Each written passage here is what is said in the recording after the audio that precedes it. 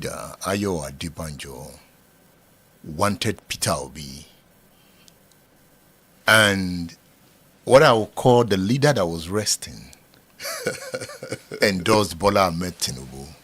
At that point, the center could not hold, right? Well, let me tell you, there was nothing wrong with Baba Adebanjo wanting Governor Peter Obi as president. What was the quarrel was that did he make enough consultation? If this is personal predilection, if he feels strongly about it, did he consult enough within the wider Yoruba nation? Were there enough members of Afenifere and those who belong to the Yoruba leadership following him in this decision? For me, I believe at that point, I don't believe Baba made enough consultation. Especially, he did not make enough consultation with the leader of Afenifere. If you're acting on behalf of somebody. Okay. Therefore, that somebody should still have a say. I thought Paruben Fashionoti handed over to Ayo Adebanjo. Say, carry on. I am now too old. I can't function as the national leader of Afenifere anymore. Let me go back a little bit. Yes, he did. He said, you are the acting leader. But you are acting leader. That word is very clear, that you are acting as a leader. You are not the leader. In the absence of the leader. So, when the leader cannot fully occupy his office, you are acting for him. If you are acting president, you act fully as acting president. You are president. You can take decision as the president. Yeah, but you must make your principal aware of the decision you are taking. Because your principal can reverse it. Can say that the decision you have taken, I don't agree with you, if you did not make proper consultation before coming out to carry the full majesty of the presidential power. So, if you take the presidential power for granted when you are acting, then you may actually act in nullity. So, in this wise, Papa Fashoranti appointed Baba Adebanjo as acting leader to act on his behalf. He has not appointed a successor. He appointed an acting leader. But the meetings of Afenifere moved to the house of Pa Adebanjo. How do we explain that? That was a strategic, I would call it a strategic error. It has never happened that a leader will be alive and then you move the meeting out of his house.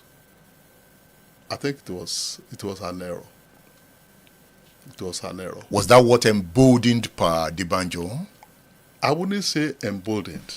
The fact is, if something has never happened before and it's happening now, then you know that the leader should think that something is happening that shouldn't happen. I think those were strategic errors on the part of Baba Adebanjo. There was nothing wrong with him being acting leader, but if you follow the tradition of Afenifere, the meeting should still have continued in the house of Fashoranti. Because you are acting for him anyway. Even if you could not even come out to participate in the meeting, you can always brief him in his sitting room. So this situation is not so novel. When Papa Ajasin was ill, the man who was acting for him was Senator Abraham Adesanya. And the meeting was being held in Papa Ajasin's house in Owo. So, when eventually Papa Ajasin passed on, a meeting was called in Owo to decide on who will step into his shoes. And there were two persons that were being mentioned at that time, Papa Adesanya and Shibola Ige. Then when they got to the meeting, Shibola Ige was the one to speak. Then he said, I would like to propose Senator Adesanya as leader of Afenifere. And Senator Adesanya was elected by acclamation in Owo. Senator Adesanya did not say, I'm now acting leader, let me move the meeting to Ijebu-Igbo. No, he didn't do so. Though it was obvious that he was acting for Baba Ajasin. All through the while, when Baba Ajasin could no longer attend meeting, or when he became very ill and he had to be moved to Ile-Ife, teaching hospital, where he was attended to by Professor Roger Mokonjola, the then Vice Chancellor and a first-class physician. Should we attribute the present crisis to the hands of Bola Ahmed Tinubu? He's the president, a magician. I've just told you what happened. Yes, but that something that the acting leader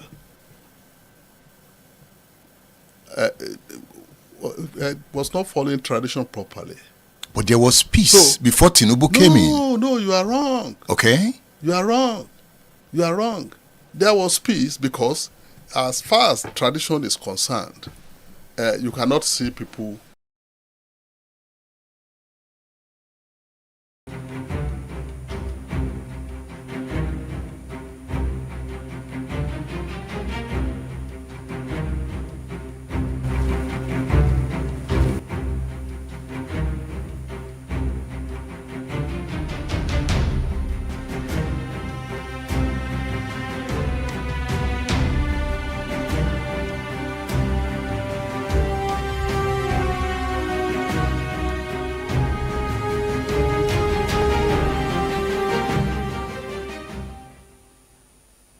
What do you say of a Nigerian president who came to office without a plan? Who came to office without a plan. And then he woke up and just said, 3-point plan. What are the 3 points? What are they going to achieve? Who are the people who have worked on it? Or you come and you just open your mouth and make a pronouncement on something that has not been studied. State Affairs with Edmond Below is live. What do you say of a Nigerian president who came to office without a plan?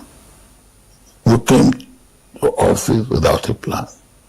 And then he woke up and just said, 3-point plan.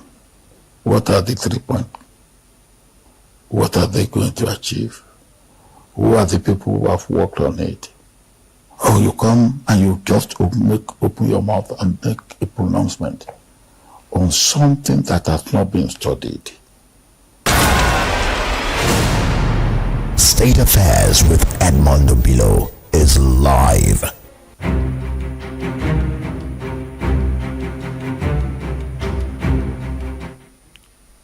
Who came to office without a plan? Who is Obasanjo talking to? He said the president just opened his mouth and made a pronouncement over what has not been studied. Was he talking about the removal of subsidy? Somebody said Obasanjo is the best president among the bad presidents. Is that true? Obasanjo made that comment in an interview. But here is where I am going. He delivered a lecture recently. The audio quality of that lecture is not too good for radio, but I'm going to just play a part of it.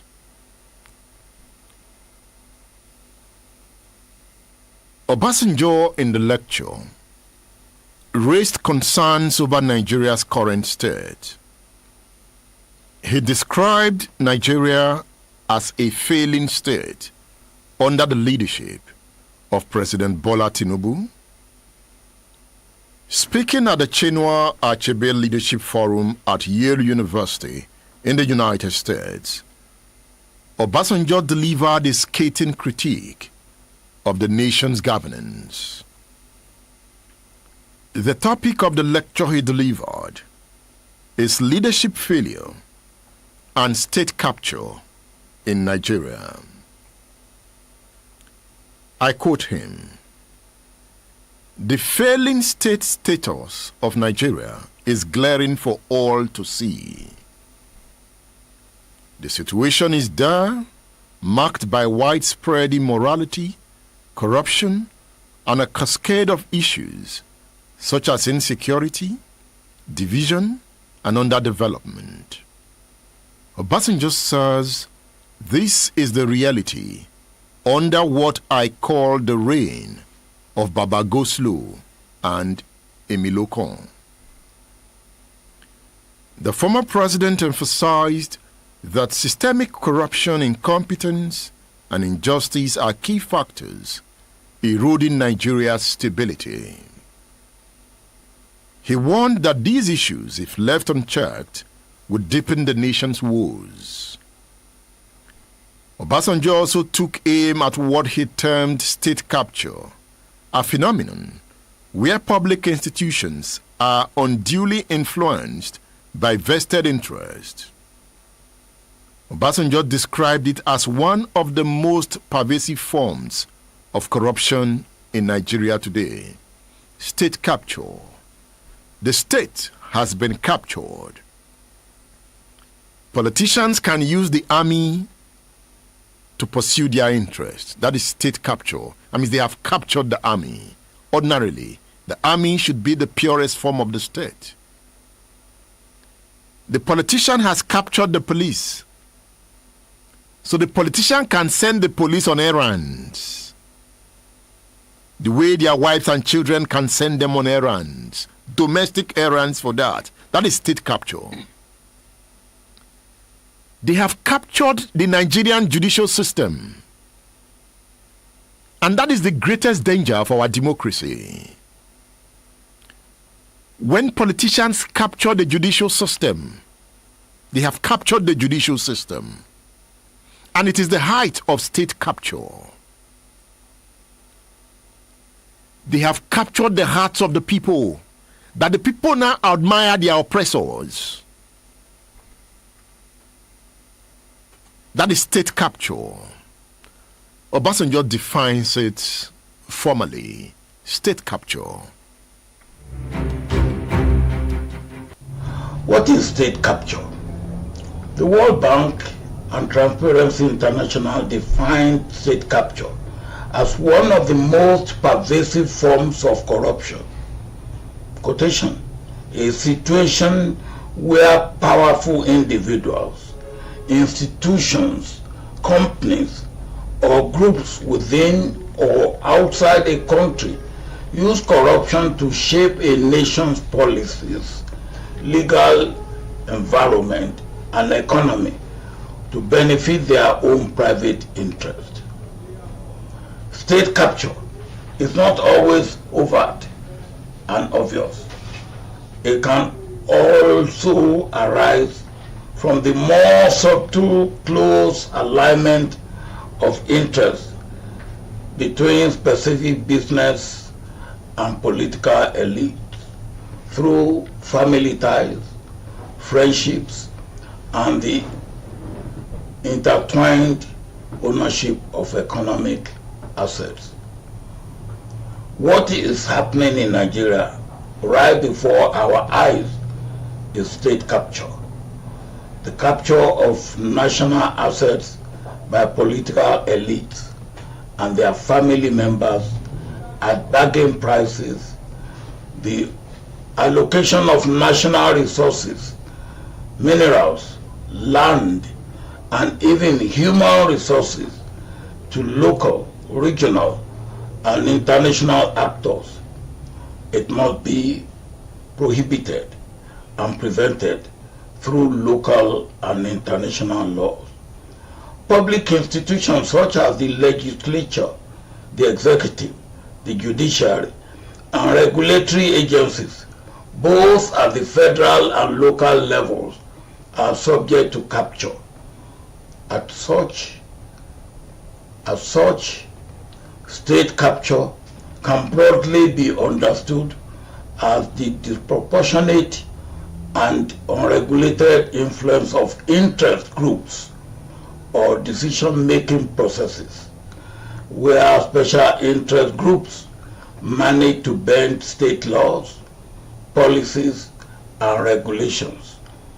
They do so through practices such as illicit contribution paid by private interests to political parties and political elite and for election campaign, vote buying, buying of presidential decrees or court decisions, as well as through illegitimate lobbying and revolving door appointments. The main risk of state capture is that decisions no longer take into consideration the public interest, but instead favor specific interest groups or individuals. Laws, policies, and regulations and decisions are designed to benefit a specific interest group. Often times to the detriment of smaller firms and groups and society in general. State capture can seriously affect economic development, regulatory quality, the provision of public services, quality of education and health services, infrastructure decision, and even the environment and public health.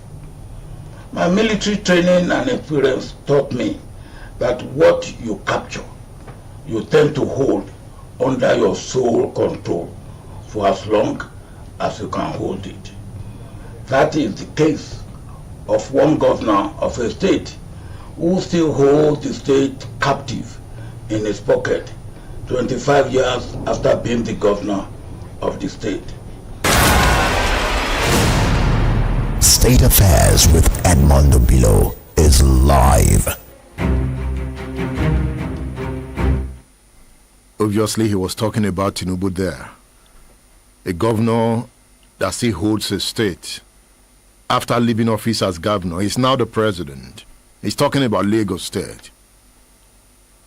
So that lecture was a hit on Tinubu. There is a book here entitled Why Not?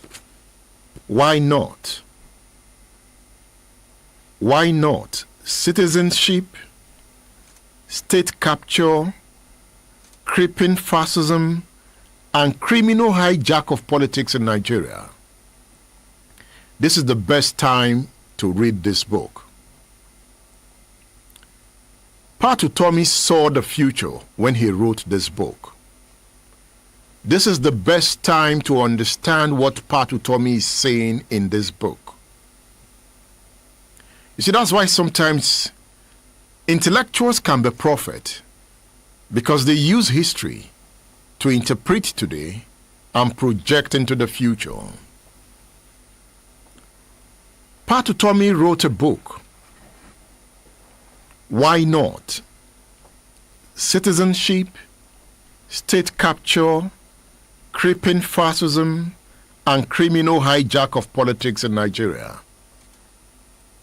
It's a book you should read. It's a book you should order.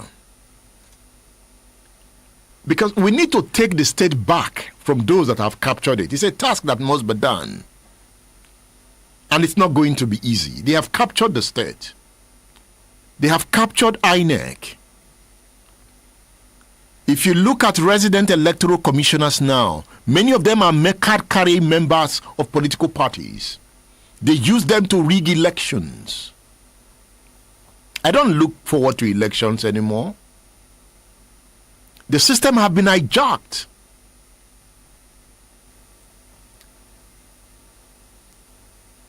I recommend Patu Tommy's book to you. Order your copy on udarabooks.com. You can also order through my WhatsApp number. That is 080 999 18449. 080 999 18449. Another book that talks about the delinquent nature of the Nigerian state is this beautiful book, A Swamp Full of Dollars, Pipelines and Paramilitaries at Nigeria's Oil Frontier. A Swamp Full of Dollars, Pipelines and Paramilitaries at Nigeria's Oil Frontier. The oil industry is an example of the immense corruption crippling the Nigerian state. How can a people be this rich yet so poor? It's a book written by Mike Appeal. A Swamp Full of Dollars. A land of riches yet very poor. If you read this work, there's this sober reflection that you will feel. But again, after the sober reflection, you will be inspired to shake off the pains of the time. You will be inspired to say the future is in your hands and you can direct it. The state has been captured. But again, is Obasanjo one of those who have captured the state? We'll get to that point. But he seems to be saying the right things. But is he the one that should be saying those things? That is why I'm happy that some young persons are saying, no, we can't just sit back and say we are first-class materials. We have worked in some of the biggest companies in the world, yet we are governed by visionless men. Some young persons are retiring from where they work and plunging into this politics to say we can redeem it. Yes. This young man made first class in law, University of Ibadan, became a chartered accountant before he graduated, and found his way into Deloitte and became a partner at Deloitte. Made impact, resigned at the age of 40. You would say, why? If you know what Deloitte is, if you are a partner, the money you take home, you'll be asking, why will you resign? Leave all that. But the idea is to say, we must leave our comfort zones to plunge in. If we are great thinkers, why are we leaving the space for men who have guns? You see, the strongest weapon in the world is the brain, not guns. Despite the guns the Nigerian state have bought for soldiers and police, terrorists are taking over more territories. Bandits are growing. Unknown gunmen are taking over villages in the southeast. Guns don't solve the problems of society. It is brain that solves the problem of society. Biola Adewe is one of such young men who was saying we can make a difference by plunging in. He speaks on state affairs. We cannot have the worst of us lead the most of us while the best of us are sitting somewhere we're complaining. No, I think we need to take our fate into our hands and be serious about our development, be serious about our growth. State Affairs with Edmondo Bilo is live. We cannot have the worst of us lead the most of us while the best of us are sitting somewhere we're complaining. No, I think we need to take our fate into our hands and be serious about our development, be serious about our growth. State Affairs with Edmondo Bilo is live. We cannot have the worst of us lead the most of us while the best of us are sitting somewhere we're complaining. No, I think we need to take our fate into our hands and be serious about our development, be serious about our growth.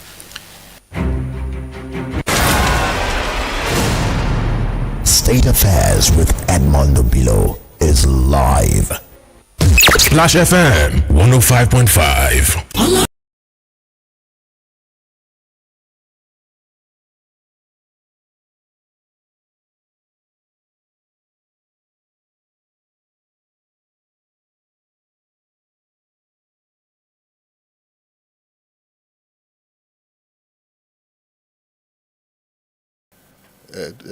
Precedence. I've just told you about Adesanya. But now let me tell you about Baba Adesanya too.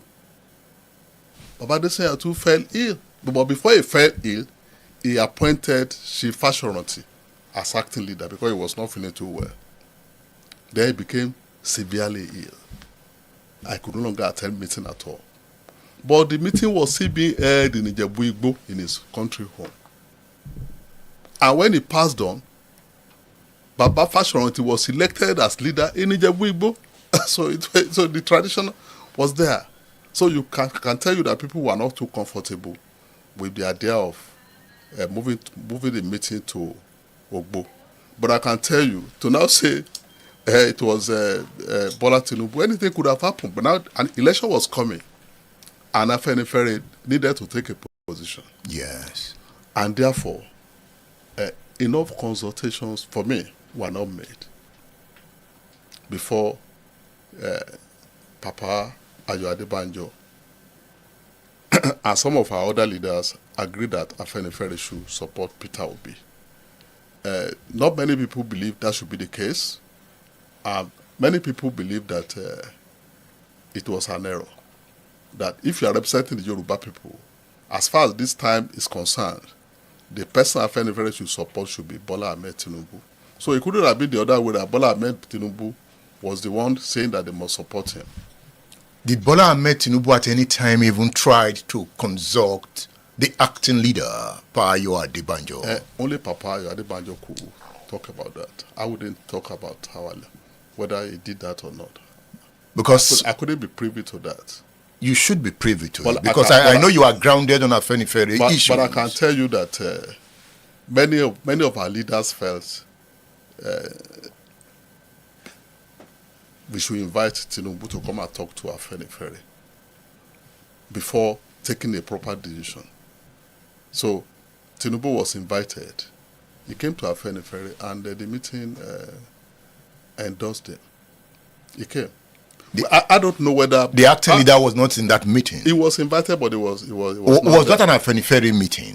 Of course, it was an Afenifere. That first meeting, was it an Afenifere meeting? Of course, it was. It was Afenifere and Yoruba leadership. I've just told you that the leader of Afenifere is also the leader of the Yorubas. So, if a decision as big as that is going to be taken, then what I call the leaders, other leaders will be invited. It's not just those in the nominal list of Afenifere. So that was why you can see that there were other leaders. And you cannot deny their capacity as leaders, those who came for that meeting. Now, the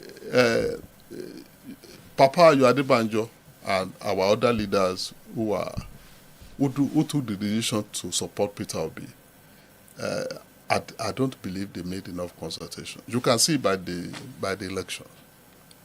You can see that many Yoruba people did not believe that they did the right thing. If they believe so, then the election would have shown that that was what they believed in. Tinubu was defeated in Lagos. Yes. How does that mean that the entire Yoruba people didn't support him? It's the Yoruba leadership. Yoruba leadership is not Lagos. So, as it stands now, is Ayo Adebanjo being punished? Because recently, Afenifere came up with Elders Caucus and scrapped the position of acting and deputy leader. Is that a punishment of Ayo Adebanjo? How can you say people are punishing Papa Ayo Adebanjo? What has been done is to return to the tradition. Afenifere leadership has always been a committee of elders. That has always been the case. Papa Jackson and all the other leadership, all the other leaders. So the issue of deputy leader came with Papa Abraham Adesanya. When Papa Adesanya was made the leader, he said he would needed Bola Ige as his deputy leader. So that was the official time a deputy leader was appointed. So creating a leadership that now we need a caucus of leaders, instead of putting the burden on a single person, if we ask a council to consult with. I think that is neater than saying that it was because they needed to punish Papa Ayo Adebanjo. Why should anybody? Papa Ayo Adebanjo is an enduring hero, not only of Afenifere, but also of Nigeria. Was he invited to that meeting? Of course he was invited. He did not attend. No, he didn't attend. And he insists he is the leader of Afenifere. I'm sure he wouldn't say that he's leader. He's acting leader. They have a publicity secretary. Don't worry yourself about that. They are releasing statements. How does that affect? They have countered the decision taken by the other Afenifere. What have they done to counter the decision? Because Ayo Adebanjo is still the leader of his faction. Ayo Adebanjo is acting leader. He's still acting leader. That was what he was. And he's still acting. No. So the new leadership now is different. The leader has the right to do so. And nobody could question the locus of the leader to take that decision. Is Afenifere governed by dictatorship? No, certainly not. But a leader has the right to take certain decisions. That is not dictatorship. That is not. Remember, he appointed Ayo Adebanjo as acting leader. So could he not change his mind? Why did he change his mind? You will need to go to Akure to ask that question. Because he had told Ayo Adebanjo that he could not function again as the leader of Afenifere. Let me tell you a story, which is a bit different. King Hussein of Jordan was old. He had cancer. It was apparent that he was going to die. Then the crown prince became almost like the acting king now, and they started taking serious decisions, including removing the friend of the king as the commander of the army. And the king called him on his sick bed and said, "You cannot remove my friend as commander of the army." But the acting king refused. So one day, the king called the national press to his hospital bed and made another pronouncement that he has removed the crown prince. He has now appointed his junior brother as the new crown prince, and he signed the royal decree on his bed.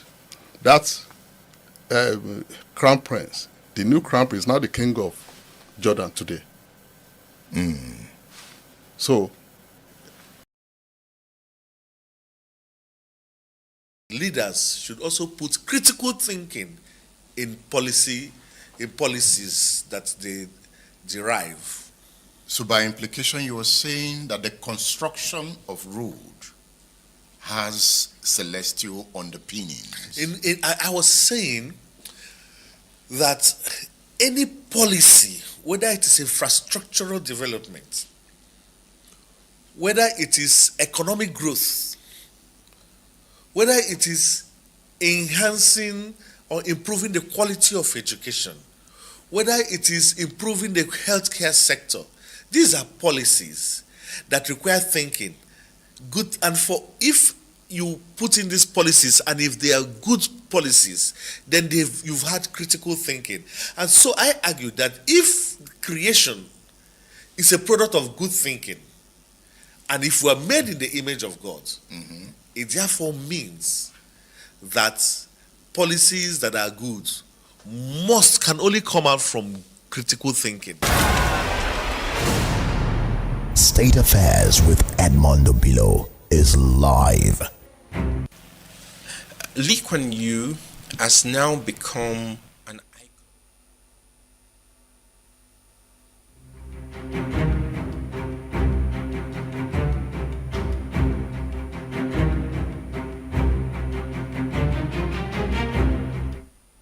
So that was Dr. Chima Amadi there, explaining critical thinking. He was using God as a development concept. That God was a critical thinker, that God is a critical thinker. That one way to understand God's critical thinking is how God designed the world, the construction, the planets, the sun, the moon. According to Chima Amadi, is a product of deep thinking. So he makes the argument that if we are the image of God, then it behoves on us to think like God. But he makes the point that the failure of the African to think and operate at that level is the bane of development here. The guys in Europe and America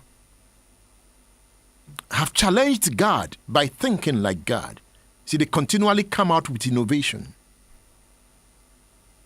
They build cars, electricity, computers. The black man hasn't added anything quite substantial to technological development. Yet, he has the brain. So what does the black man do with his brain? And when I say the black man, I mean men and women. So what do they do with their brain? Some will say they like food, they eat, drink, party. They cannot solve their problems, despite the more than 100 universities scattered around the country.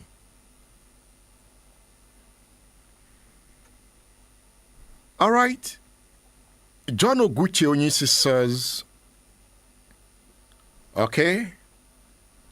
Thank you, John. He said your program is like oxygen to me as water is to the fish. Thank you. Let me see here. Temitope Amo says, what the senator is saying is right. But are they really ready to give government to their people? Nobody gives government to the people. You take it. Don't be waiting for who. You just don't wait for who will give you. You think the man that is enjoying these privileges will want to give it to you? You take it. You cross your hand. Tinubu even told you that power is not a la carte. You grab it. You run with it.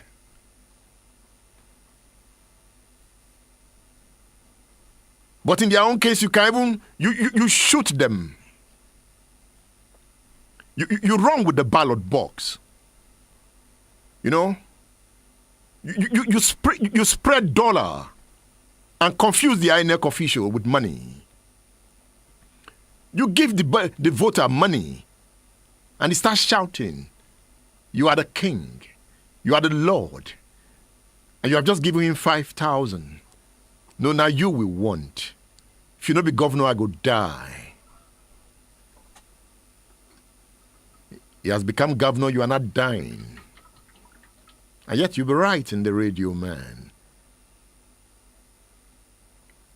And when we talk about this governance system, it is not absolute bad governance. There are some governors that have shown that visionary leadership to make things right. Get that point clear. There are some governors that have that leadership instinct to do good. Get that clear too. It is not absolute. There is light at the end of the tunnel from what I can see from some of the governors. Yes, we might not be where we want to be, but I can see some of these governors moving in that direction. Fawole Femi says he agrees with the Senate 100%.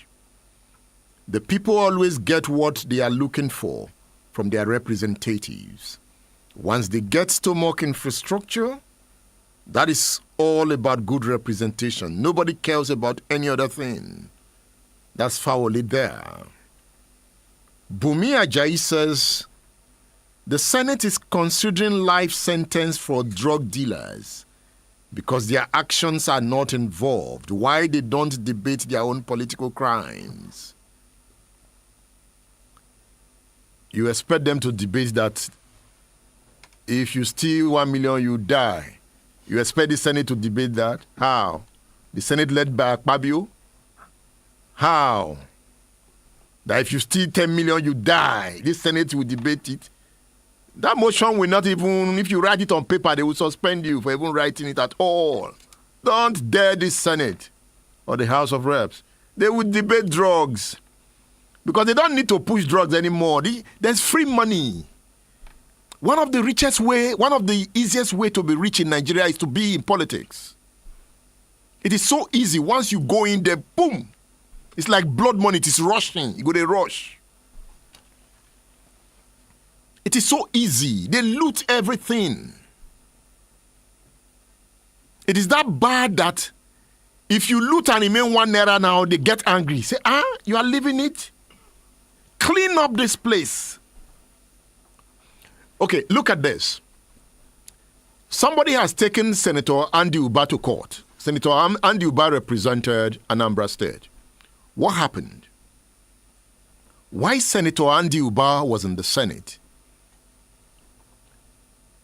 He contacted this man, or this man contacted him, saying that he is interested in becoming part of the NDDC board, or even becoming the executive of the NDDC. So the report says that Andy Uba told anybody that was interested in becoming the director there should bring 400 million naira to get that position. So this man gave Andy Uba 400 million naira to push his younger sister into that position. See, if somebody is paying 400 million to occupy, don't you know what he's going there to do? Now, Andy Uba did not push the younger sister to that position. Andy Uba refused to return the money. And that is what is going on in politics as I'm talking to you. See, during tribunal election, you see money is exchanging hands. So we collect from governors. Don't worry, I know the judge. I'll go and give him money. You see the operations going on during the... Oh, don't worry, this INEC official. We have so monetized the system. So he reported Andy Uba to the IGP. The IGP has now taken the matter to court. Andy Uba have not returned the money. If you go to the committees of the Senate and see what is going on, there's no oversight.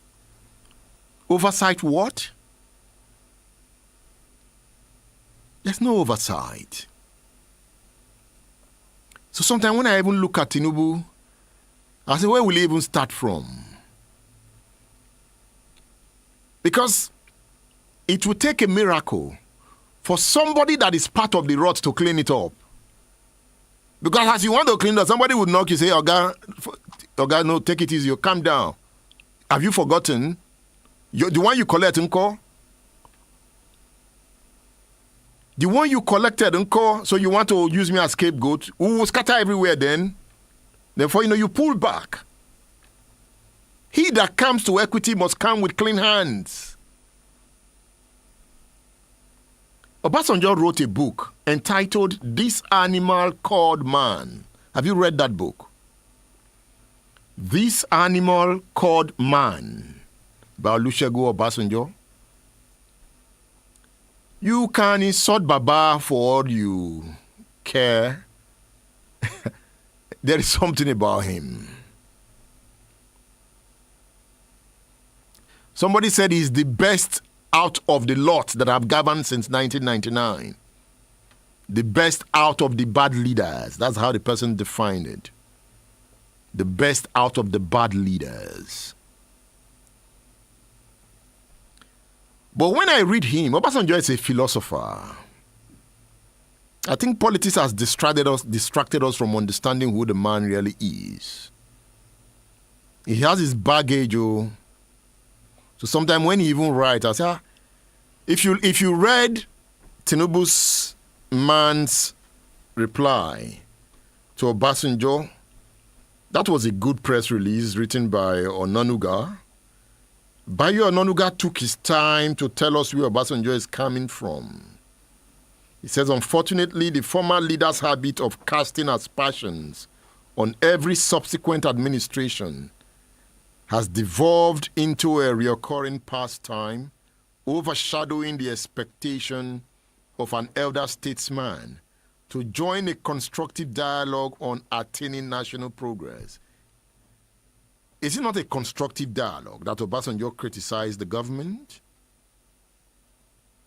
Onanuga says, in Obasanjo's latest critique of the administration of President Muhammadu Buhari, whom he pejoratively called Baba Go-Slow, and President Bola Tinubu, who he tagged Emilokon, Chief Obasanjo used the platform provided by Chinua Achebe's Leadership Forum at Yale University to unfold his latest treatise on leadership and public morality.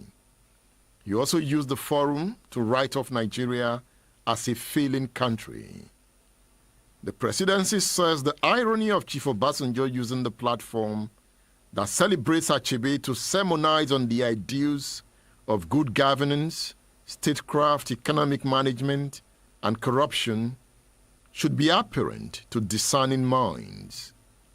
When he was alive, Chinua Achebe was a universally acclaimed moral, cultural, and literary icon with scant regard for Obasanjo, Onanuga says. Onanuga says it's on record that Professor Achebe rejected the third highest national honor bestowed on him by the Obasanjo-led administration in 2004 on the grounds of the prevalence of abuse of power, corruption, poor leadership, and in particular state-sponsored brigandage endorsed by Chief Obasanjo in Achebe's home state. In Anambra, the former president actively supported the abduction of a sitting governor, Dr. Chris Ngige, by non-state actors led by Chris Uba, a younger brother of Obasanjo's senior aide. He writes that in rejecting the 2004 national honor by Obasanjo, Achebe declared, Nigeria's condition today under your watch is too dangerous for silence. I must register my disappointment and protest by declining to accept the high honor awarded me in the 2004 honors list. Yes, I remember Achebe rejecting that honor. Obasanjo talked about it in the lecture. Because I've listened to the lecture. He mentioned it, that Achebe even rejected the honor he bestowed on him. But remember, while as military president, Obasanjo had honored Achebe too. That was from between 1976 to 1979. Obasanjo was barely 40 at the time. So he had honored Achebe at the same time. He mentioned that in the lecture. So another book I recommend to you is Obasanjo's book, This Animal Called Man. I won't tell you about the book. From the title, just think of what the book is about. This Animal Called Man. That title should tell you why this book is a book you should read. This Animal Called Man. Are you an animal? Are you an animal? This Animal Called Man. Obasanjo wrote that book. Okay? Read this book. You can get it through my WhatsApp number. You can order through my WhatsApp number. 080-999-18449. It's about Achebe. One of Achebe's most popular books is this book, The Trouble with Nigeria. Obasanjo talked about this book in that lecture, but Obasanjo quoted from this book. You can go on YouTube and look out for that lecture. It's a lecture you should listen to, Obasanjo's lecture. He was not at Yale. It was a recorded lecture. I think he couldn't travel. The trouble with Nigeria. When you talk about classic, this is classic. And chapter 1 of the book is the most popular chapter. Let me read from chapter 1. The chapter 1 of the book is entitled Where the Problem Lies. Achebe says the trouble with Nigeria is simply and squarely a failure of leadership. There is nothing basically wrong with the Nigerian character. There is nothing wrong with the Nigerian land or climate or water or air or anything else. Achebe says the Nigerian problem is the unwillingness or inability of the leaders to rise to the responsibility, to the challenge of personal example, which are the hallmarks of true leadership. Can you say this? It's a book that should be like a Bible to you. It's one of the books I carry about anywhere I go to. The Trouble with Nigeria by Chinua Achebe. Order your copy through my WhatsApp number. I have talked about Not My Will. That is one of Obasanjo's best books. Not My Will. Not My Will. It's about 400 pages. About 400 pages. I think Obasanjo wrote this book at the time to teach us lessons that we are suffering from today. If many of us had read this book by the time he wrote it, perhaps we would have intervened to save Nigeria from state capture. But it's never too late. You can read it now and understand. Those who have the capacity to change the future are deep thinkers.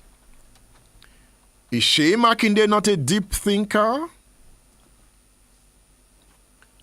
Is Shea Makinde not one of those who have the capacity to change the future?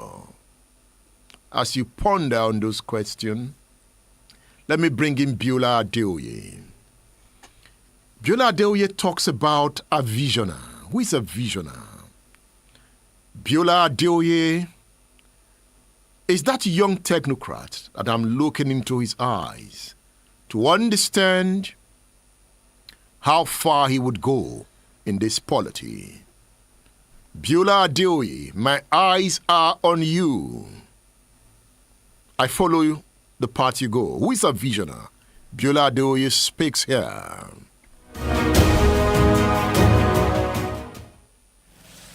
Lee Kuan Yew has now become an icon globally in terms of moving from being third world to being first world.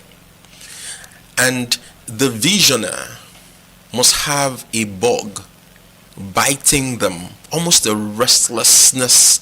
Sometimes it's out of this world, as it were, seeing where the people could be, and at a lot of personal discomfort, personal sacrifice, determined to take the people from where they are to where they should be. And it's not leading from the rear or from a commentary box or from an armchair. You lead from the front. You lead the charge. State Affairs with Edmondo Bilo is live. Splash FM 105.5.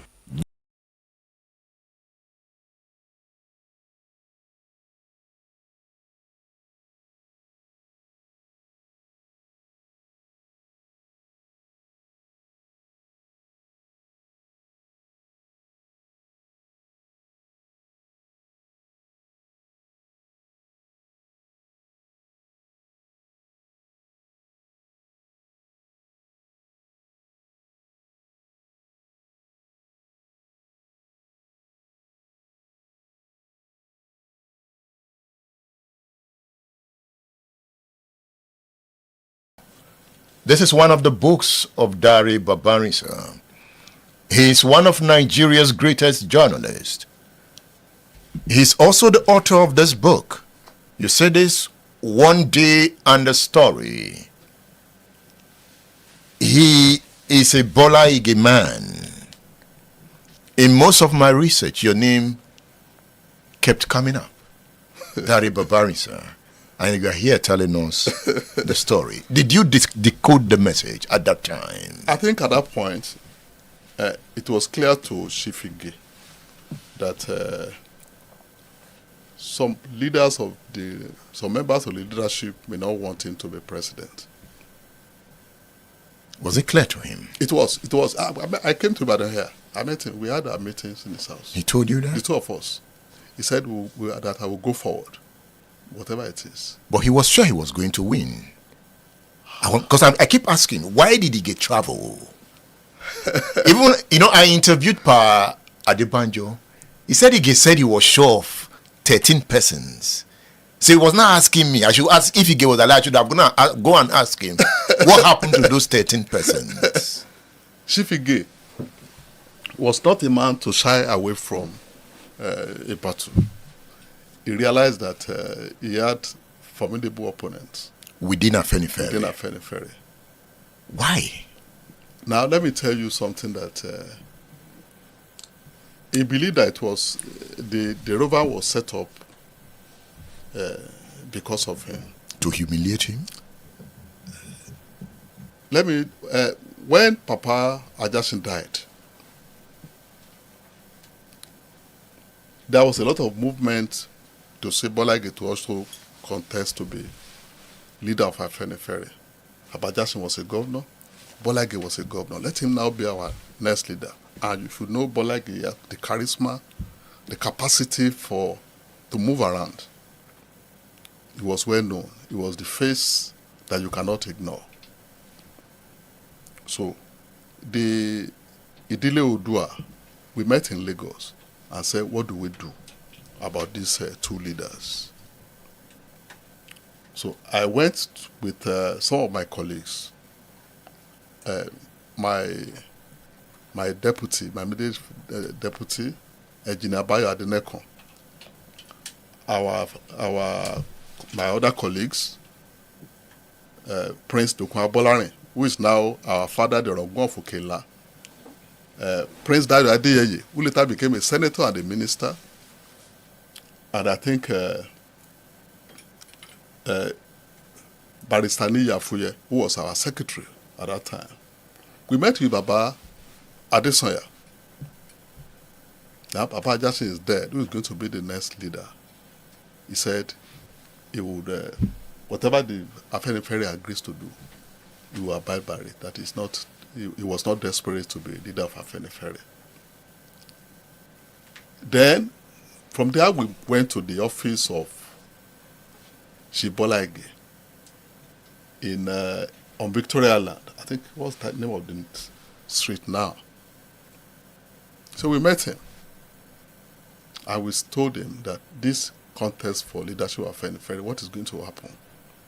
Then he said he would like to be the leader of Afenifere. But if Abraham Adesanya is interested, I will not spar with him. I will not contest against Abraham Adesanya, because Abraham Adesanya have been very loyal to all our leaders, starting from Awolowo. I cannot so, but despite that, some people still mobilized to Owo, saying that Bola Ige must contest. That was why when he got to Owo, Bola Ige that spoke and said, Adesanya should be our leader. Do you feel it was a mistake? Just wait. Okay. Just wait. So, when Abacha now died, and Afenifere has to put somebody forward, and I met Bola Ige here in Ibadan, he now said, if the tradition of the Awois movement was to be followed, Abraham Adesanya should be put forward to be the presidential candidate of the group. If he will not do it, then the deputy leader should be put forward. It is when the deputy leader and the deputy leader are not interested that the lead position can be contested.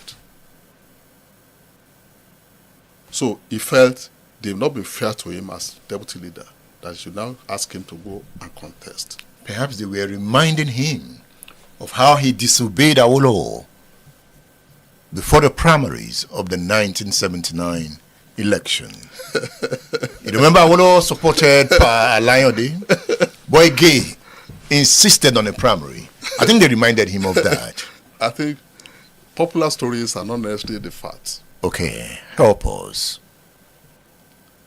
In I was not there then. Yes. But I've been privileged to listen to those who are there, to interact with them. I'm privileged to talk to. I've spoken to everybody who has ever been governor under the UPN. The only person I spoke to briefly was Professor Abrosali, who came to Concord when I was a reporter there.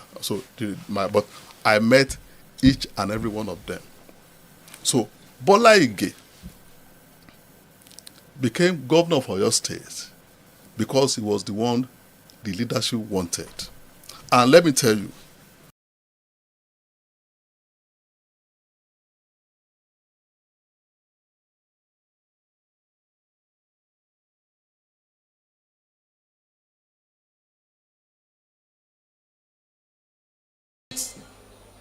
for want of a better word, are irresponsible. And I will explain. I am a product of a local government primary school. I am also a product of a community grammar school. My university is University of Lagos, all public school. As at the time I was growing up in Abeokuta, there were only 3 nursery schools, and Abeokuta is one of the most civilized town in Nigeria. If you agree, you can raise up your hand. If you don't, it doesn't matter. I am saying so, and I have the power of the microphone. However, the public primary school was far, far better. I have read the biography of the man for whom we are gathered. All of the schools he attended were public schools. All the schools he attended were public schools. Now, our elite, when our primary education began to dwindle, rather than the elite of our society coming forward to say, we need to arrest the drift in our primary education, what did they do? They began to establish private nursery school for their children. When the decline got to the secondary school, they went and started establishing private secondary school for their children. No more lower college. The lower college of the old, the government college Ibadan of the old, Ibadan Grammar School of the old, Olivetti Baptist High School of the old. Those schools began to deteriorate, and our elites began to find alternatives for their own children by creating private schools. When the decline got to university education, what did they do again? They also began to establish private university or send their children abroad without caring about ensuring that those public education systems that Awolowo gave to them, that laboratory enhanced. I was watching the documentary, and I saw the number of schools that Lamadeshino built in just 4 years. Our elite abandoned their responsibility as opinion mothers, and guess what? On the day of elections, and I've contested election for a couple of times. On the day of elections, our elite will be in the cozy room. They'll be watching Man U versus Arsenal. That was the time they will be watching the backlog of their movies. They will not go to vote, and in the evening, they expect the result of the election to reflect what they didn't do to what they didn't contribute to anything to. So our elite also abandoned the political process. And what do you have that are in control now? You know them. I am in Ibadan, and I want to be able to go back safely. Otherwise, I will have said in Ibadan, you have Tokyo, you have auxiliary. In Lagos, you have MC Oluomo and the like. But I will not mention those names. No, I won't mention those names. They are more popular than the president of the Nigerian Bar Association. They are more influential than the president of the Nigerian Medical Association. They are more relevant than the fellow of the Nigerian Society of Engineers. This is the society that we have, and these are the people who determine the political outcome. When they determine the political outcome, guess what? Who will care about the rest of you? That the only time you talk and participate in the political process is on Arise television. So therefore, our elite abdicating the political space has also been part of the problem that reduce the quality of governance and the dividend democratic rule that we should be enjoying in the country. State Affairs with Edmondo Bilo is live.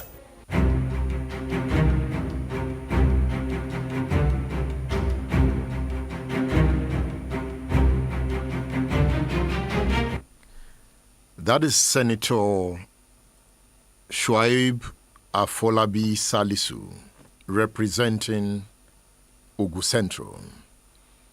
I hope they will give him another ticket, a return ticket. After saying all this, I hope they've not given him query already. Okay, Mr. Senator, you have spoken your mind. He spoke at the Lam Additional Annual Lecture Series. The topic of his lecture was Improving Nigeria's Governance, Lessons from the Past, Strategies for the Future. He represented the Senate leader, Senator Okpeyemi Bamidele, at that event. Okay. Let's take some calls, Bosun. Bosun is here. Bosun Alayode is here. So let's take some calls. 07069493000. 07069493000.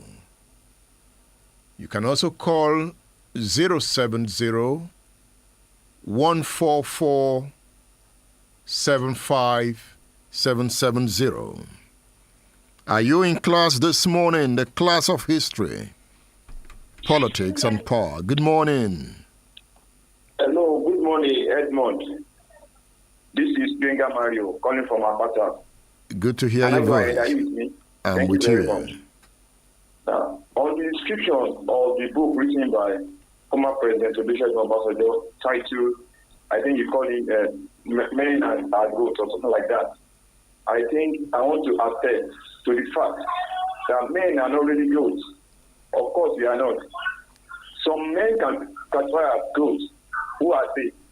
They are my own definition and my opinion, which I'm entitled to. It is our politicians who knew the right thing to do and failed to do it. They can be called goats. It is our politicians who ought to ensure that an average Nigerian and the vulnerable Nigerians are well taken good care of. It is those politicians that ensure that the money that is being accrued to themselves and making helping Nigerians to languish in poverty, they can be taxed good. Yes, I think I agree with President Olusegun Obasanjo, former president. But I wish he was able to really classify those who are those, just like what and those who are not, just like what I've done now. And I'm not having it easy with this present administration because I can term some of his policies, his act policies, as very unfriendly. Because at this point in time now, Nigerians are not finding it. They are not finding it easy to cope with life. The policies are harsh, and some of these economic indices are negative. If you can read between the lines of the policies he has made ever since he has been Mr. President. Just like when he was sworn in on May 29, 2023, and he said subsidy is gone, and that singular statement has brought us to where we are. Edmond, you'll be marveled as we speak today in Nigeria. You can only classify Nigerians as either you are at the high mantra. That means those that if you have money, you are well to do. That means you be in the high mantra. That means, and if you are not having anything, maybe you are less, maybe you are not having much on you. You can be taxed as a low end or low class. So the point is, you just have the high class and the lower class. There is even no middle class. It's either you have the money and you don't have the money. Before the president came on board, you can really differentiate We have 3 classes, yes, 4 things. But now we have just 2. So it's a clarion call to Mr. President to resign on some of those tax policies and to let him know that Nigerians are not finding it easy. But to my amazement, some of his media team to come and talk to us in Nigeria, to come and address in Nigeria. They be telling us that we should be having patience with Mr. President, that some of those reforms will see the light of the day. And the question I have is, when are we going to see the result of those harsh policies? It's like a child that's being enrolled into school. You know that if you are maybe a learner, maybe let's say you are 4 years old, you are in primary 1. You know that after 5 or 6 years, you'll be leaving the primary school. It has a time lag. But as we speak today, we don't know the exact time that are going to out of this mess that the APC has plugged us into. Kudos to President Obasanjo. So he has his own role when he was the president. But let Mr. Tinubu and the team, let them learn from what I just said. Thank you very much, and have a nice day, everyone. Thank you. Thank you. Okay, I have a message on X. You know, sometimes this X names, people don't have full names on X. But it's at Oyix Tile. At Oyix Tile. It says, good morning, Mr. Obilo. I hope the energy at which our senator is talking is the same he will exert at the National Assembly. You see, the National Assembly has also been captured. Do you know, as a member of House of Reps, the Speaker can deny you the opportunity to speak on the floor within that 4 years. Nobody will hear a word from you. You also have mafias within that system who dictate what goes on. If you go to the National Assembly and see the politics that go on there, some members of the House of Reps are victims to the leadership of that system. They are oppressed, they are bullied. It happens in the Senate. So even the Senate has been captured. The House of Reps have been captured. You know, these men have taken over everywhere. The one that scares me most is the capturing of the judiciary. So there's nowhere to run to. But you see, when you have nowhere to run to, that means you will face the wall. That is what it means. We will hit the wall. We are getting to that point. We are getting to that point. They've captured the economy, the banks. They've taken over the banks. They have inflicted total poverty on the populace. And they don't care. And they feel nothing can happen. If you make PIM, they send the police and the army out. But the consequence is this. I know what I saw in the southeast. You heard the federal government announcing that a new terrorist group has emerged. They are occupying villages in Sokoto already. You see, terrorist cells are emerging in different communities. Some are coming through courtism, some are court boys. But the fact is that when you have a system that has been captured, the people will resist in their own way. But the way they are resisting now is through criminal activities. It will transform into something soon. Because you cannot oppress a people continuously and expect no reaction. Because to every action, there is an equal and opposite reaction. Nigeria will just plunge into one on the violence will just come. You won't know how to tame it. Because when poverty rises, people become hopeless and helpless. And the worst person you can deal with is a man who lives for nothing. When somebody lives for nothing, he has nothing to live for. It's a dangerous being. He has no home. He has no food. He has no wife. He has no love. He's just roaming. He's a dangerous character. And that is some of the boys who formed the core of Boko Haram. I don't want to mention the new terrorist group because it annoys me. You know, bandits are still killing with reckless abandon in the north. There are many ungoverned spaces in Nigeria. But we will not allow the country descend into that kind of violence because we will all pay the price. That is why you should begin to speak to yourself that don't abandon leadership to those who have ruined the state on the ground that politics is dirty. Politics is not dirty. It is politics that lift a people out of poverty. It is politics that build good roads. It is politics that build good hospitals. Look at UCH. I have received different text messages from professor friends within that system. Edmond, do something, intervene. No light. No patients are dying.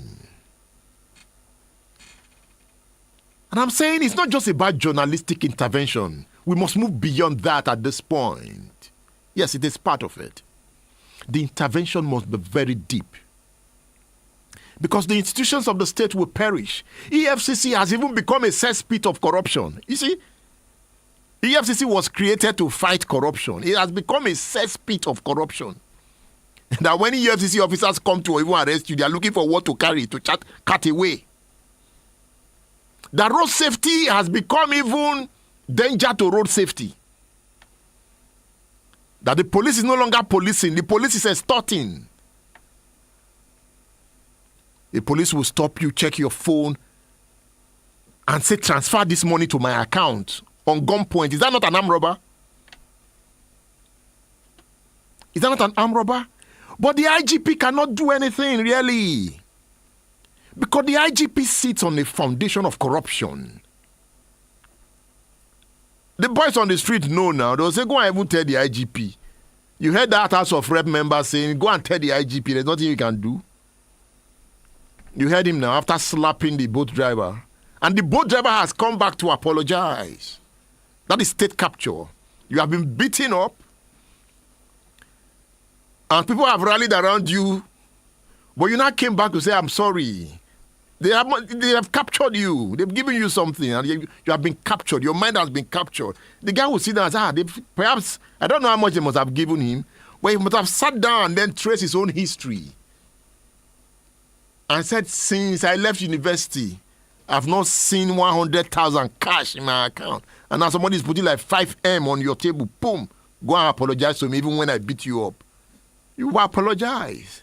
So his mind was captured. Have no fear. Okay?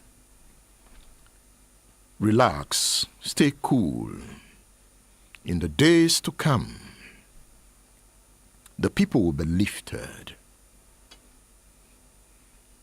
Our land will be full of food. Our children will go to good schools. Have no fear. In the days to come, UCH will be one of the best in the world.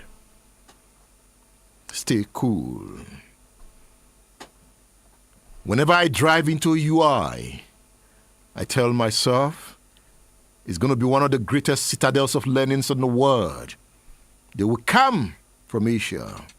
They will come from America to test the knowledge system we will build in UI, OAU, Nsukka.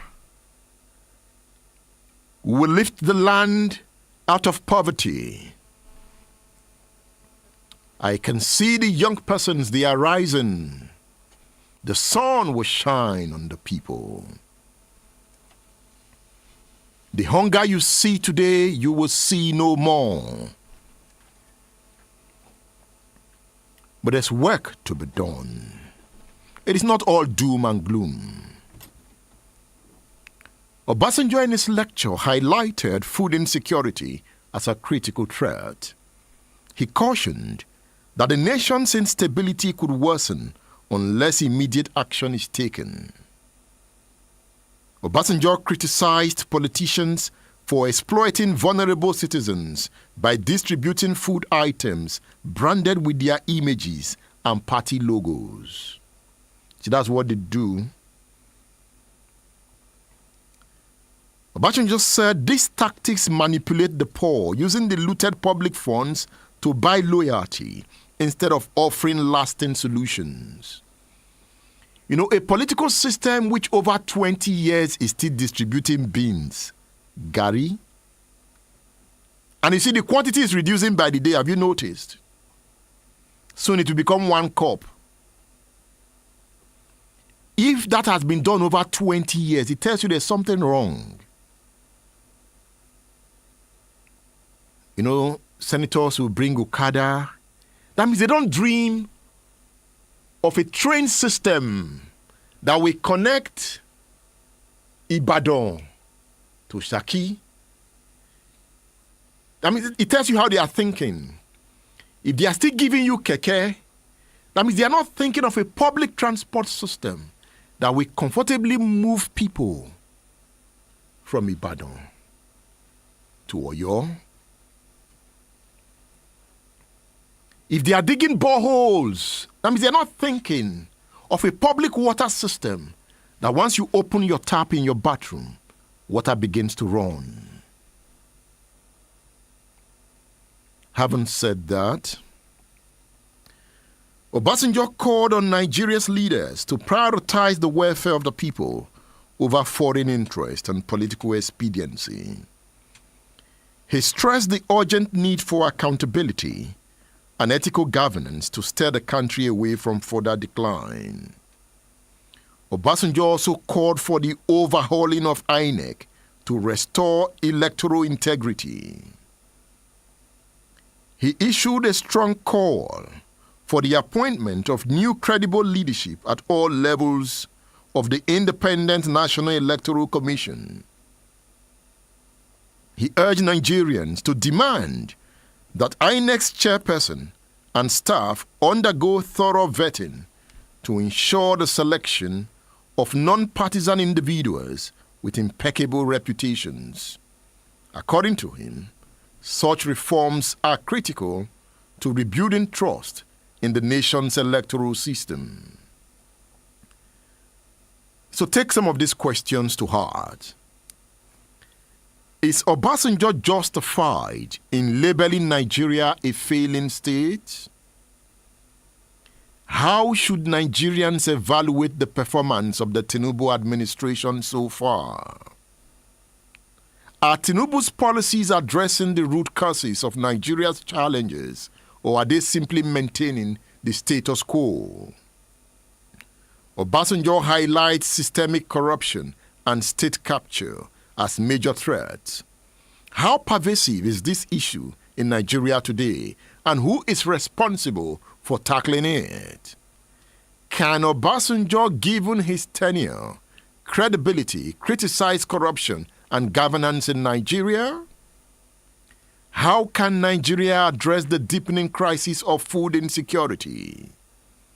Are politicians exploiting the poor with short-term handouts, and how can this circle of dependency be broken? Are you there? Obasanjo says governors behave like emperors. He said that in 2016.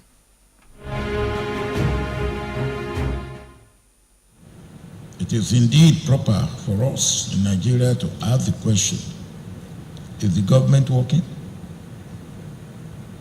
Is government positioned to deal with challenges arising from these new developments?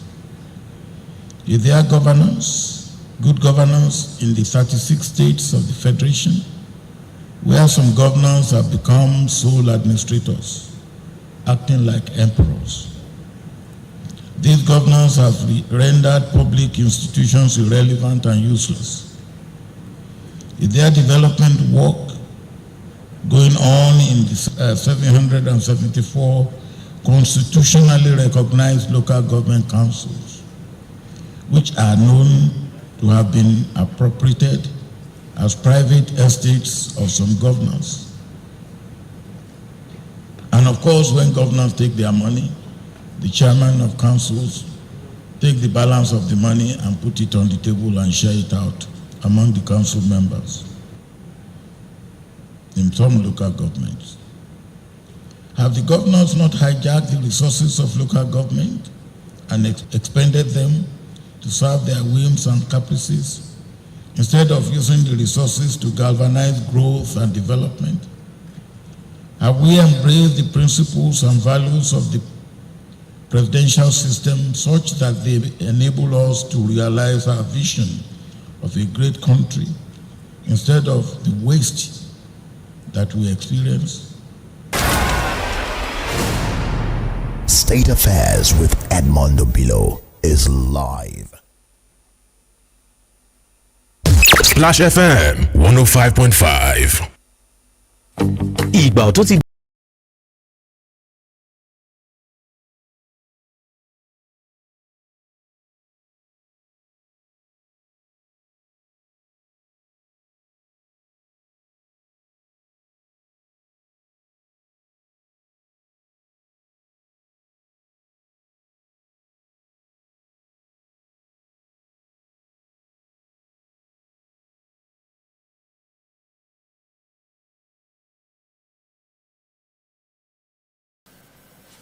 to preside over this kind of meeting.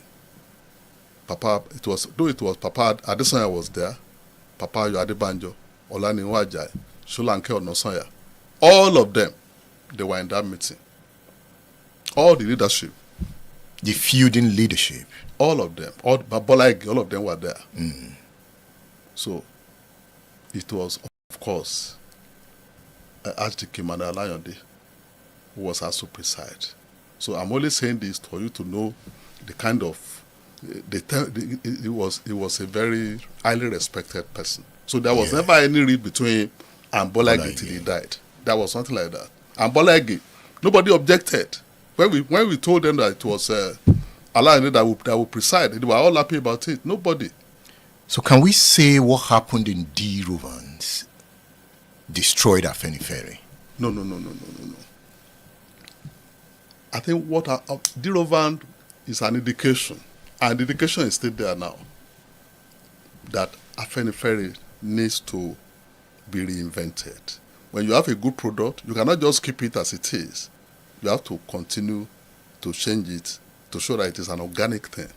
Afenifere is an organic organization, and there have been things that have been causing some little problems.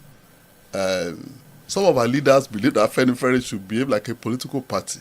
It is not a political party. But under Awolowo, that philosophy, Afenifere was like a party. No. They were linked. No, wait. You should not. You are mixing two things. Okay. Papa Awolowo was the man who inspired Afenifere. Yes. He inspired Afenifere. So when he formed this party, the action group, many people gave it different names in Yoruba land. One of the names of the action group was Afenifere. So Afenifere was the Yoruba interpretation of the action group. You get what I'm saying? Yeah. So, and that was what it was. After the death of Papa Awolowo in 1987, the leaders started meeting briefly in Ikenne to decide what to do next. Then finally, the Awois movement decided that our leadership should move to under the old man called Papa Ajasin. So it was at that point that the name Afenifere was now being used. So the organization Afenifere that came under Ajasin was different from the party. It was now a pan-Yoruba organization. The action group was a Nigerian political party. It was not a pan-Yoruba organization. Let me remind you that in 1999, Afenifere was behind everybody who became a governor in the Southwest. Is that not true? Now, let me tell you. You are right, of course. Afenifere decided in 1999 that we are going to support a party called the Alliance for Democracy. And the leaders of Afenifere participated seriously in the formation of that party. They participated. They were part of the the coming up of the Alliance for Democracy. But still, that could not mean that Afenifere was the same thing as AD. There are people who are saying so, but it was not true. Let me give you an example. Governor Cornelius Adebayo has ever been a very strong member of Afenifere. He has never been a member of the AD. Senator Koforola Bokno was a foundation member of Alliance for Democracy. From there, she moved to other parties. I think she's a member of the PDP now. But she still remains a member of Afenifere. There are many other people who have moved from one party to the other who are still members of Afenifere.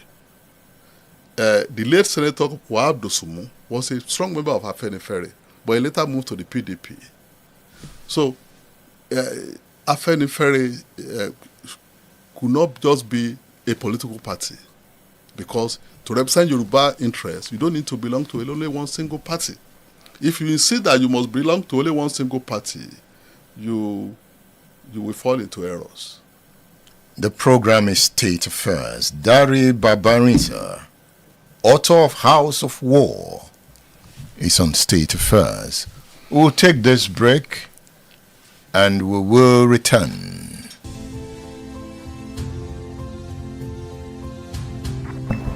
I feed my mind. I see the light. I see the power of the future. Knowledge is light. Reading is feeding the mind. Feed the mind. Go to udarabooks.com. Udara Books, feeding the mind.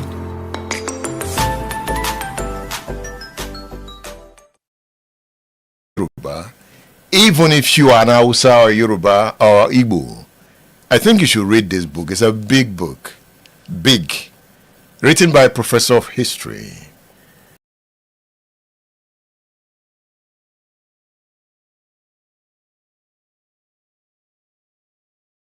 Live.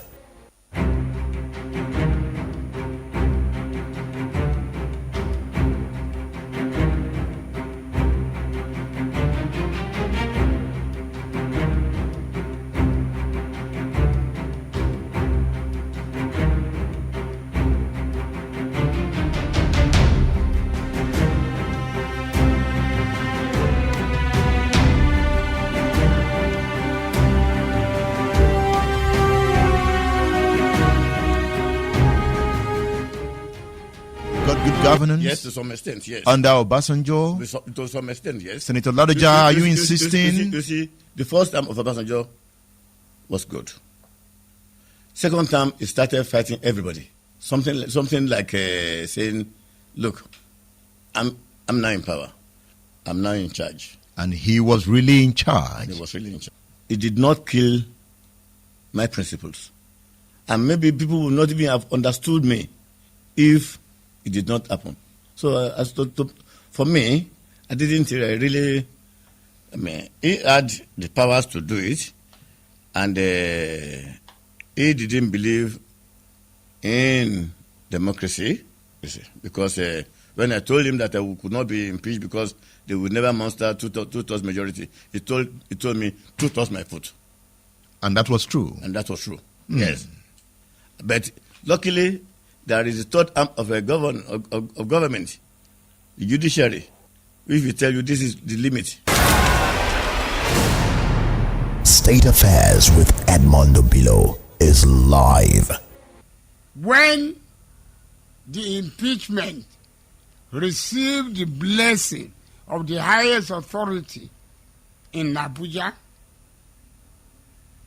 we as Akala to run away from the country. And the Constitution says whoever is deputy will take over. If the deputy was not available, then the speaker will take over. We managed to get the speaker we smuggled him out. So, the night before the impeachment, the Shawan of Ogbomoso Alhaji Aziz Arisekola Alao at 12:30 midnight, and my humble self were in the State House with Ladoja. State House Abuja? State Okay. House in Ibadan. Okay. I'm talking of the impeachment. Okay. So, Ladoja was telling me to phone Bode George that Ibadan will be on fire tomorrow. I tried Bode George has switched off his phone. Then we were looking for Akala. That if Akala, the deputy, was not available, and the speaker was not available, then the effort of impeachment would be in vain. We couldn't get Akala anywhere. Myself, Sean, everybody looking for Akala. Nobody knew where Akala went. It was only after the impeachment that Akala surfaced. And he took over. Later on, he told us he was with the Director of Secret Service, SSS, in Abuja, who is his in-law. That's Abdullahi, who happens to be his in-law. Because if we had got him that night, we would have hidden him, and by so doing, making the impeachment impossible. Ladoja was for the first time jittery. I saw him jittery. And that's why he was asking me to get Bode George and tell Bode George that Ibadan will be on fire the second day, because the impeachment has been sealed. These 19 people to impeach him had been taken somewhere we don't know. We even wanted just to buy one of them at any cost to make sure they remain 18, which cannot form 2/3. Even there was something which the Nigerian politics still had to revisit that time. I mean, 19 cannot be 2/3 of 33. 33 members were in the House. But they said it was then, they translated it to me, 2/3 of those that were present at that particular debate. He eventually got his mandate back. Of course, through The court interpreted what Yes. you just talked I'm about. now telling you, because everybody knew it was wrong. Everybody knew it was wrong, but Ladoja had stubbornly offended the power that be right from Abuja. State Affairs with Edmondo Bilo is live. We got good governance. Yes, to some extent, yes. Under Obasanjo. To some extent, yes. Senator Ladoja, are you insisting? You see, the first term of Obasanjo was good. Second term, he started fighting everybody. Something like saying, "Look, I'm now in power. I'm now in charge." And he was really in charge. He was really in charge.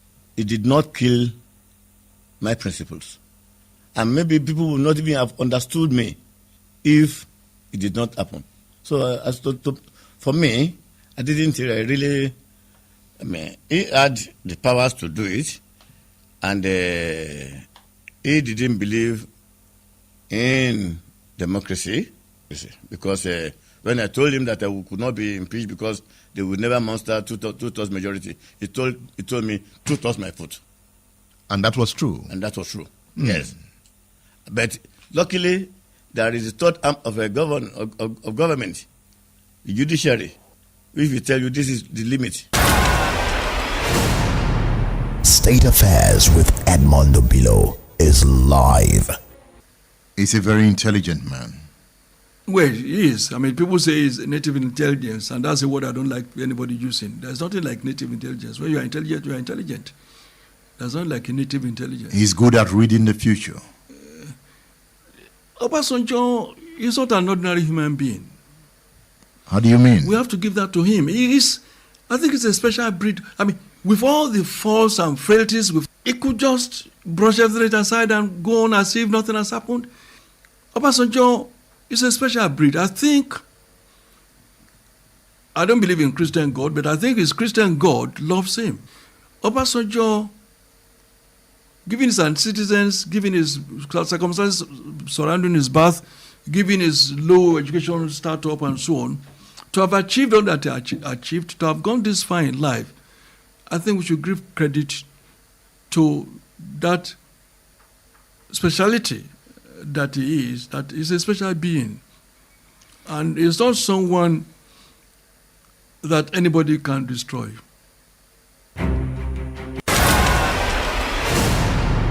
State Affairs with Edmondo Bilo is live. Obasanjo only began to try to get interested in controlling the PDP around the middle of 2005. Until then, look, people forgot that in 2003, Obasanjo had to go and beg Atiku to support him to be president because he had no control over the party. People forget that, and they turn around and say Obasanjo was this dictator. It was only from about 2005, when Obasanjo was leaving office, that he began to see the need to have a greater say on how the party was run, so that he would determine his successor. That was when he pushed out. So that he could fight for a third term. Okay, initially to fight for a third term, and then to determine his successor. That was when Audu Ogba was pushed out. Until then, Obasanjo had very little control over the party. So there was a third term agenda. There was a third term. Can you tell us about it? I don't want to say anything about it because I want to write about it at the right time. Were you among the ministers pushing for a third No, term? I was not. I was one of those opposed. Why were you opposed to it? Because I didn't believe it was right. I believe that you build democracy by doing your bit and moving on and allowing succession. Was Obasanjo happy with you? He was not. But Obasanjo has denied there was a third term agenda. Well, you should ask him. I think I know that there was a third term agenda. You knew about the millions of naira that were sent to the National Assembly? Monies were distributed to members of the National Assembly, true. The Obasanjo government was a corrupt government. Look, there is no government in the world that is not corrupt. The issue is how corrupt is it. Okay? From time, every government has some bit of corruption. There is no society without corruption. But when you say sweeping statement like Obasanjo was a corrupt government, you are not being fair. And why are you asking me about Obasanjo's government? I was minister of the FCT. Can you ask me if the FCT was a corrupt administration? You were like a de facto vice president when Atiku was in trouble. That is your opinion. Obasanjo and Atiku's problem started around 2006. That was when they fell out.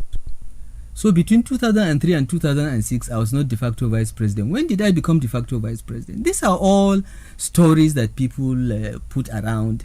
To create. I was Minister of the Federal Capital Territory. Okay, don't ask me to defend Obasanjo's government because you were beyond that ministry. No, because I was one out of 45 ministers. Ask me to defend my. You were Obasanjo's right-hand man. Obasanjo did not have one right hand. Ngozi was Obasanjo's right-hand woman.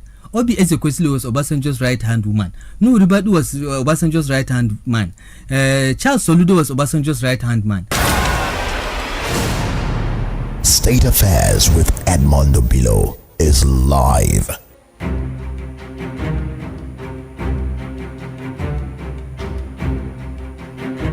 Okay, that last voice is the voice of Nasir El-Rufai. He later became the governor of Kaduna State. You also heard the voice of Chief Tola Adeni saying Obasanjo is not ordinary. You heard the voice of the late Dejo Raimi. And you heard the voice of Rashid Ladoja. Politics and power. Politics and power. Biola Adeoye likes politics and power. Biola Adeoye is looking at Oyo State and saying, I can intervene. Biola Adeoye is saying that he has learnt from Sheyi Makinde, that from the lessons he has learnt, that he can fly. Biola Adeoye is talking about Obafemi Awolowo in this interview.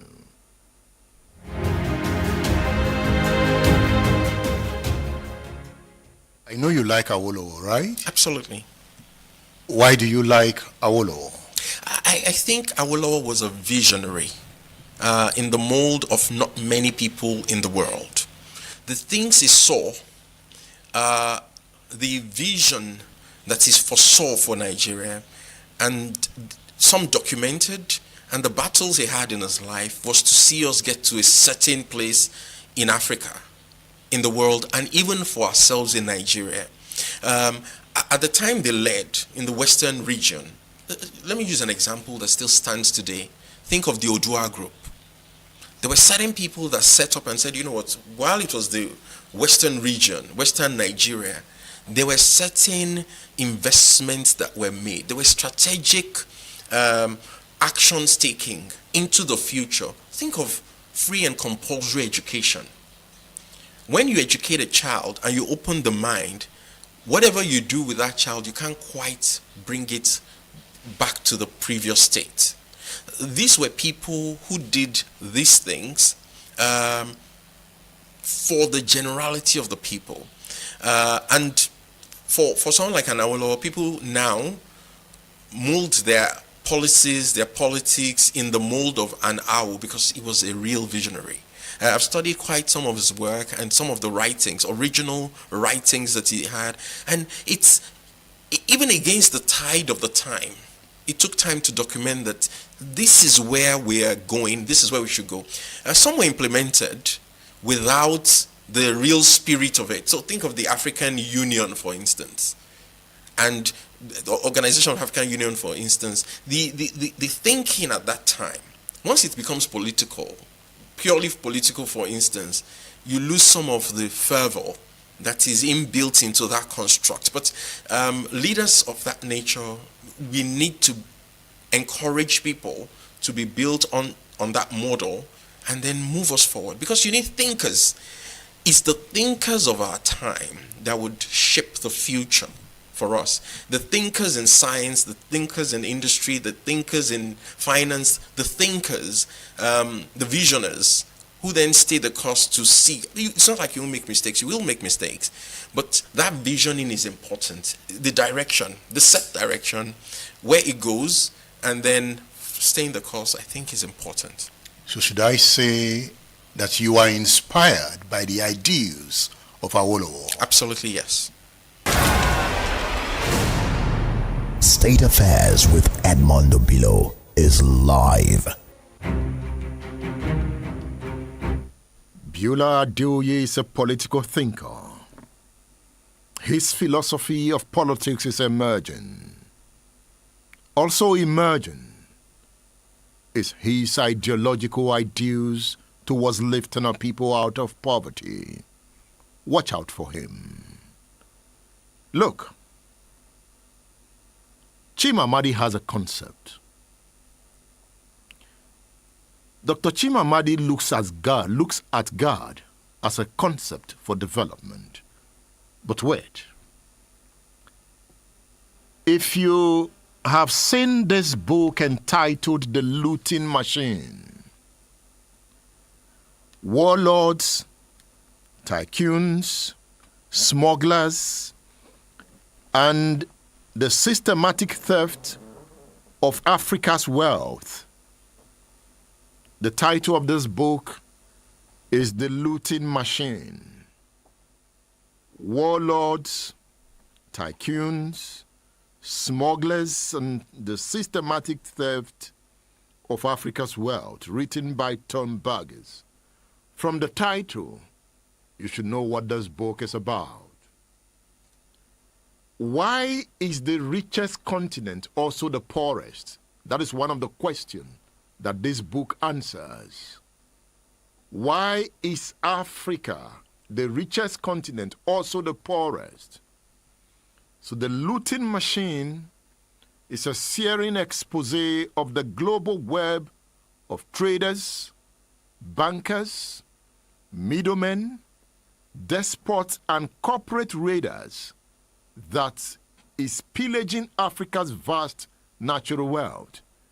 when you're reading, Nigeria is just on all pages. So when you read books like this, you prepare yourself for leadership. You prepare yourself for innovation. You prepare yourself for great thinking. I recommend the book to you, The Looting Machine. The book is on udarabooks.com. Udarabooks.com. Udara is U-D-A-R-A. Udara.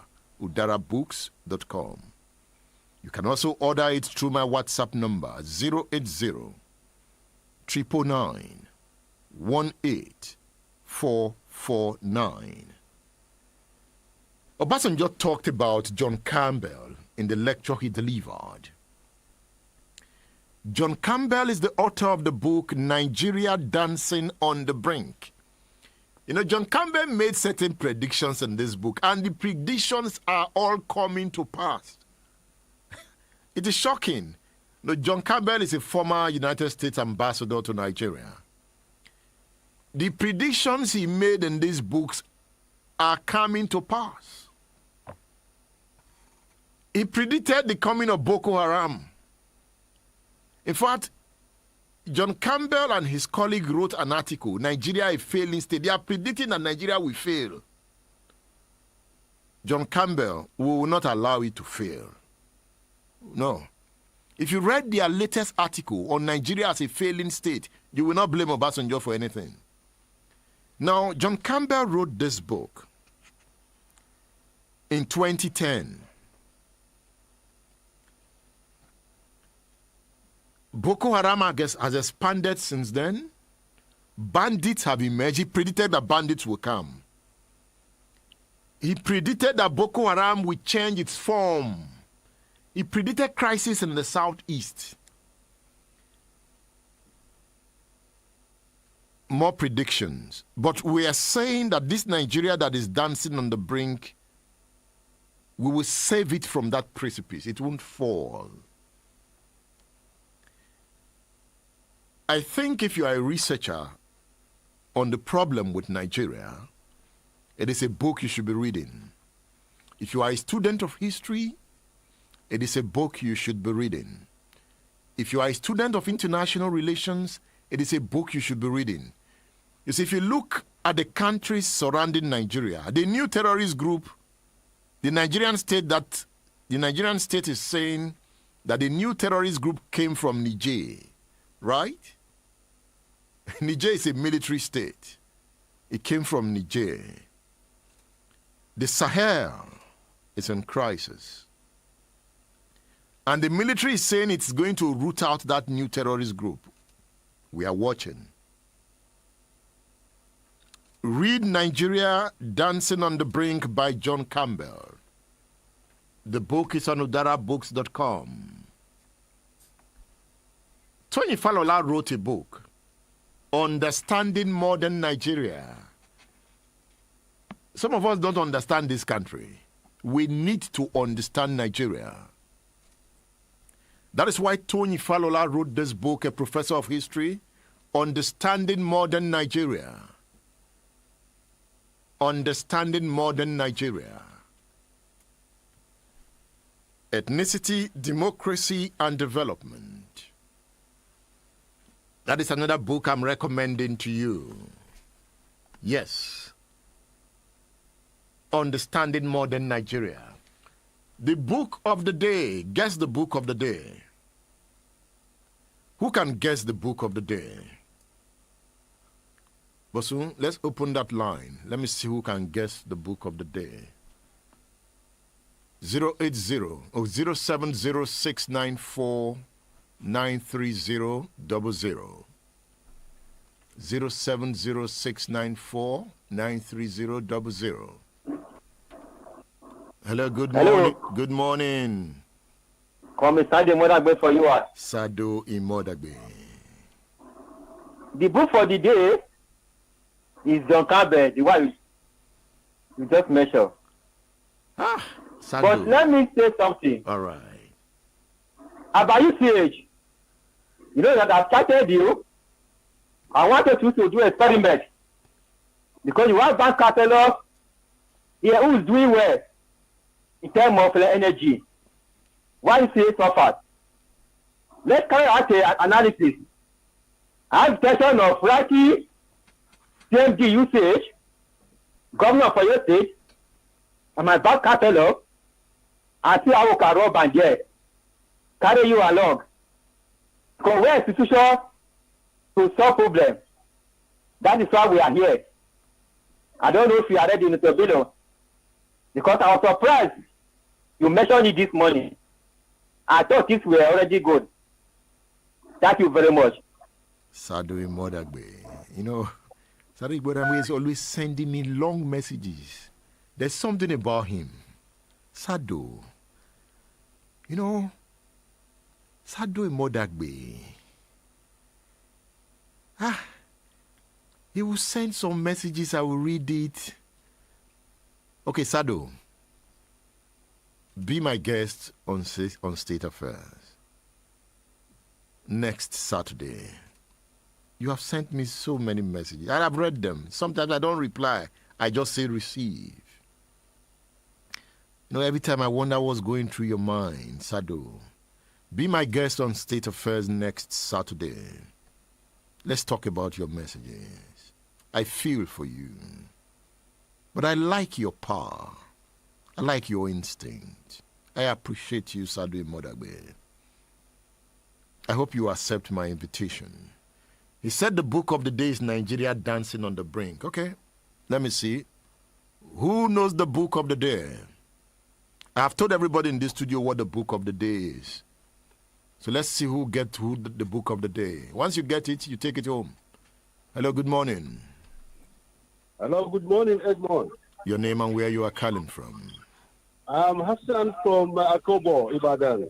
Good to hear your voice. Yes, I'm one of your silent listeners. Yes. You are no longer silent. We now know you. I cannot guess, but I think it's about our war. However, last week's program, you did not give us enough time to talk about the Oyo State budget. And we actually have serious problems, Edmond, because all the inner roads are bad. Anywhere going about and the roads are bad. Anywhere? And it is same story, Edmond. Anywhere? Yes, everywhere, inner roads, Edmond. Do your research. Okay. Do your research, Edmond. And then I'm surprised that the governor is busy, scraping the motorable roads that are still motorable and good, and whose quality also is even better than this so-called modern road that they are doing. So we don't understand why scraping the ones that are motorable and leave the inner roads that are even more important, for the people. That's my ground segment about Oyo State government. Do your research. Inner roads are bad, Edmond.